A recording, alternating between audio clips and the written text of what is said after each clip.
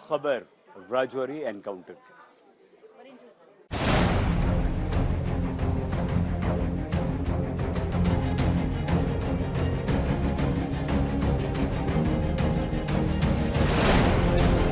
लश्कर का एक top commander और एक दूसरा आतंकवादी, इन दो आतंकवादियों को हमारे सुरक्षा बलों ने ढेर कर दिया है।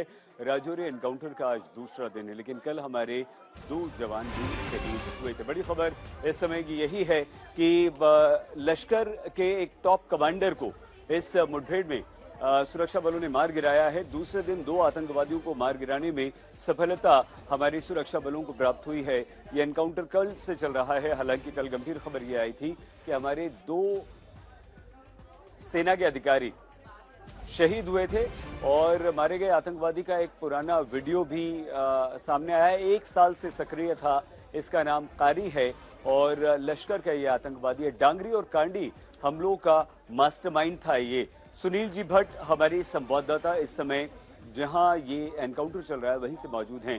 अभी की जानकारी, अभी तक का अपडेट सुनील क्या है?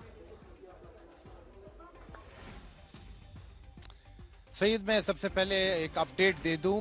आज दूसरा दिन है इस पूरे आतंकवाद विरोधक अभियान का, इस मुठभेड़ का, और जो अभी ताजा अपडेट ये आया है कि एक और आतंकवादी को ढेर कर दिया गया है।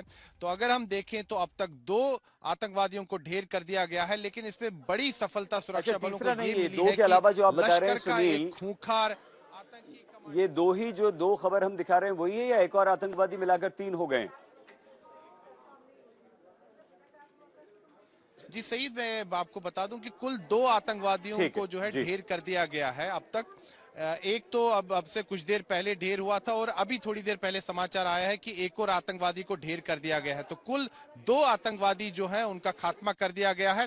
और इसमें सबसे अहम बात जो नोट करने वाली ये है सईद की लश्कर का एक खूंखार आतंकी कमांडर कारी जो है उसका भी खात्मा कर दिया गया है, उसको ढेर कर दिया गया है। और पिछले 1 साल से वो क्षेत्र में सक्रिय था, राजौरी और पुंछ जिलों में, और पाकिस्तान ने उसको खासतौर पर क्षेत्र में इसलिए भेजा था ताकि यहाँ पर आतंकवाद जो है दोबारा शुरू किया जाए। क्योंकि सैयद ये जो पूरा क्षेत्र है राजौरी और पुंछ जिलों का, ये सीमावर्ती क्षेत्र है और नियंत्रण रेखा से सटा हुआ क्षेत्र है।